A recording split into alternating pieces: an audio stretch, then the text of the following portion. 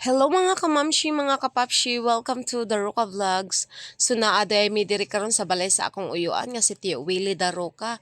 Kay nagpundok-pundok raman mi diri sa ilang balay tan-awa guys. Lami kaayo ang sinugba nga isda ug ang akong tiya Rose nga asawa ni Tio Willie nagprito og isda kay siya man gyud ni tagaluto diri kay lami kay ni siya muluto. So ingani kalami ang kinabuhi sa probinsya no, sa probinsya or isla kay kanang magpundok-pundok na gani sa mga kamag-anak aw naadjud na ang sinugbang isda, kinilaw, 'di ba? Tinuwa, tapos magkwentuhan. Lami kayong smile sa akong iyaan. Okay, nakahuman naman siya gluto no. So ayan, may pansit, may escabeche, kay mga unami o ayan may kanon kalami gitakpan og dahon, 'di ba? Sumao ni siya makalami diri sa ano guys no sa probinsya ba kay murag luag kaayo ang area ba dili pareha sa city nga kakuan oy kahuot na ba di ba?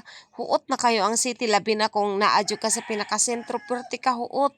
Pero diri sa isla nindot kaayo kay sama-sama og kaon ingana lang og kinauboy nga kinananan ba bahala na dira tindog-tindog lang gud basta lami kayo ang kaon so ayan na osos di ba ang ako ng mga kuan akong mga igagaw kanang akong iyaan uyuan sumao kami ingana ra jud mi usahay diri kanang ganahan mi magpundok-pundok, 'di ba? Sa ilawom sang kuan, sa ilawom sang kahoy, 'di ba? So, ang sarap dito sa isla, 'di ba?